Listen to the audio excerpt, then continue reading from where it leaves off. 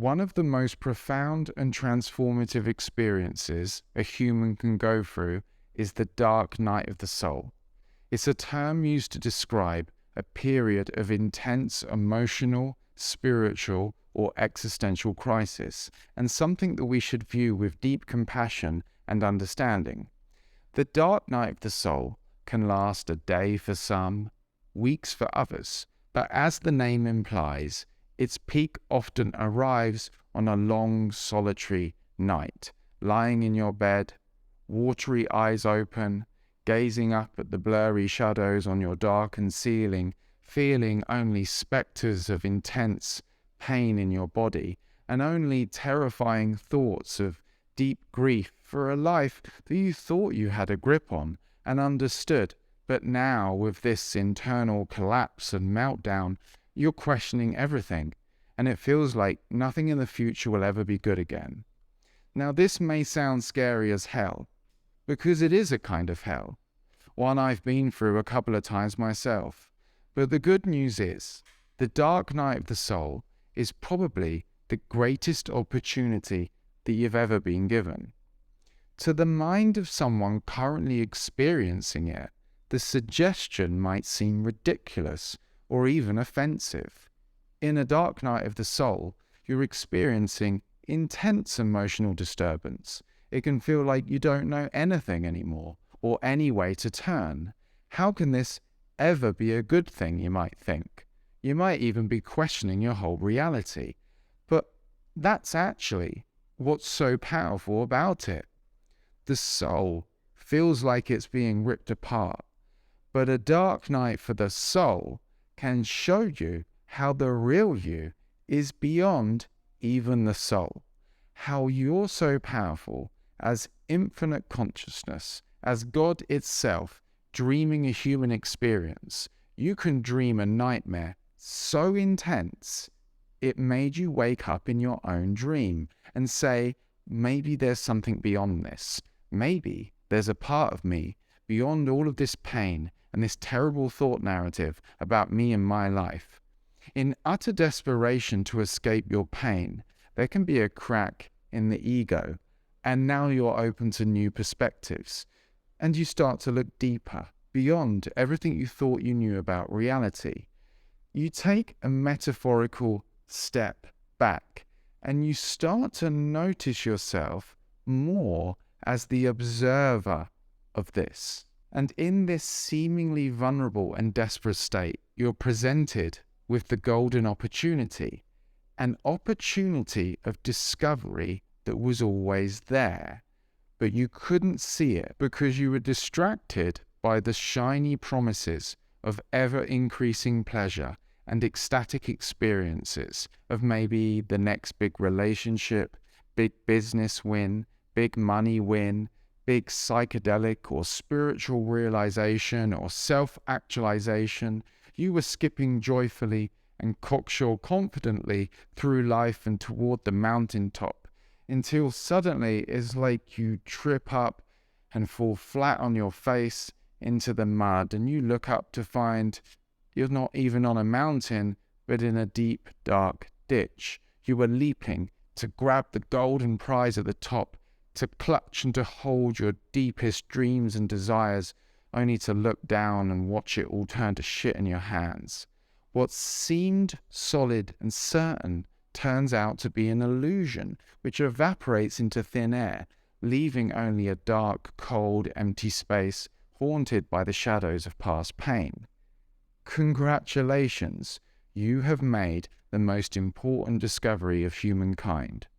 You have discovered that no material thing, no person, no relationship, no achievement, no spiritual realization or understanding of reality can ever bring you permanent peace or fulfillment, and that true lasting peace and love must come from somewhere else. You have discovered that every time you try to find yourself in something else, the shit always eventually hits the fan, right?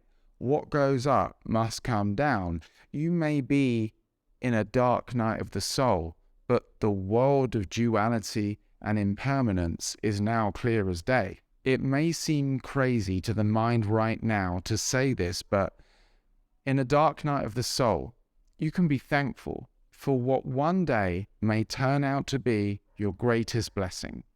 When else do you experience something so terrifying, painful, and disturbing that you're forced to look deeper, that you're forced to look this deep, beyond the mind, and beyond all of your previous conditioning? This experience didn't come to break you.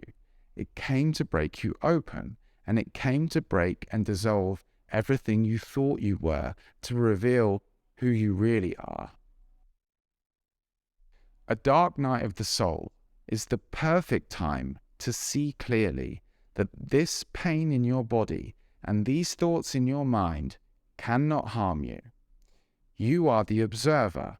You are awareness. Right now, the body might feel like a bottomless pit of pain and despair. The cinema screen in your imagination may only be playing horror movies. The radio station in your mind might only be playing news of how everything's collapsed.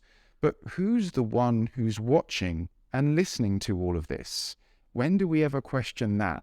When do we ever stop looking at the content of life for a second and instead look at the one who's watching? Look at yourself, not these ideas of yourself in your mind or the concept of being this certain person with a certain life, an identity that you may have held tightly onto, one that realization or dream fulfillment was apparently coming for, but now that's all turned to crap, in your mind anyway, and all the thoughts about yourself are hopeless. Maybe you'll want to turn away from all of that story narrative for a second, and instead pay attention to the one who's watching. A sense of I that's deeper than I, me, mine, and my life. An awareness or beingness, which is giving life to this whole dream. It's like you put on a movie and you're loving this thing, piling in the popcorn, but maybe you bit off more than you can chew. You're so absorbed in the movie, you forget it's a movie. And that's all fine and dandy for you whilst it's a nice one. But then suddenly, the movie starts to turn dark. And you're like, I don't like this. Actually, I really don't like this. This isn't fun anymore. Let me get off. Stop. And you're looking everywhere in the movie for the answer on how to stop this thing. But the horror is still rolling past. And you're forced to look beyond the movie, and suddenly you see there's a screen. You see that actually it's not real. It's a movie on a screen. And as real and as scary as it seems, ultimately it has no real power. The characters in the movie may die. The whole world might collapse. And the main character at one point might think he's gone crazy. But in reality, no one really died and everything's okay. A dark night of the soul is the golden opportunity to, for a second, not take the movie of your life so seriously. It may seem like everything is hopeless. There may be the most intense physical pain that no one sane would wish upon anyone. But can you see that your current state of consciousness, like a movie, is a temporary appearance? Can you see there's a screen, and however dark or intense the movie gets, it can never harm or disturb the screen, right? And you are that screen. You are the reality, giving life to reality.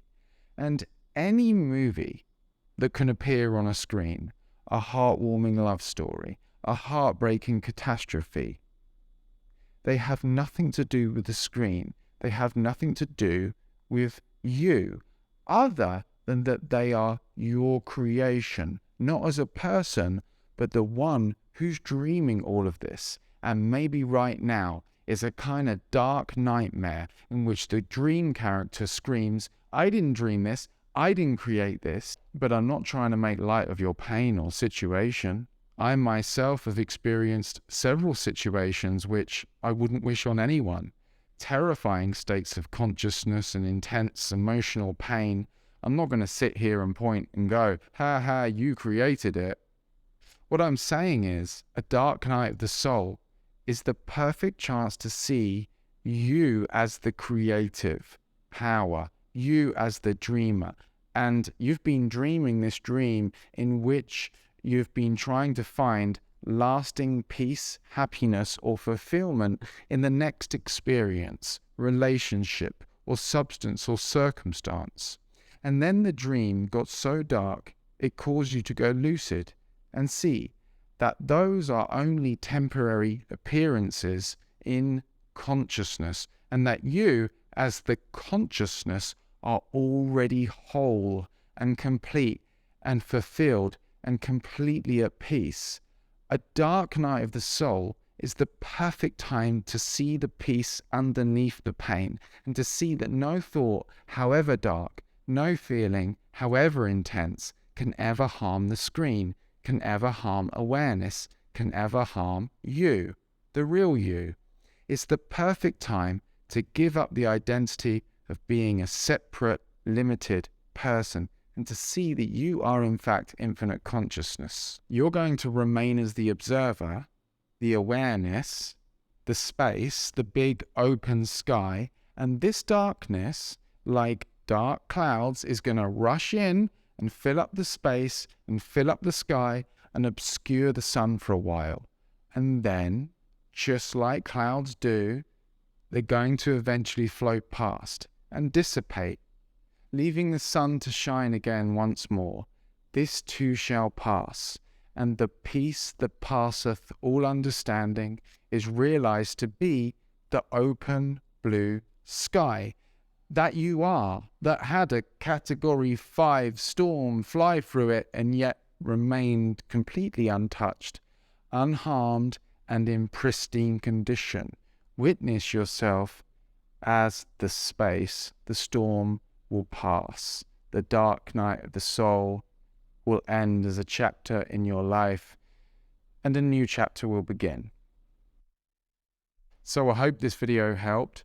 If you want to go deep on a one-to-one basis, head over to speaktoalex.com, where you can apply for a free one-to-one with me or one of my team to see if you'd be a good fit for the Awake and Aware program. That's speaktoalex.com. In the description is a link to a free guided breathwork and a free mini ebook. See you in the next video. Peace and blessings. Love you all. Peace.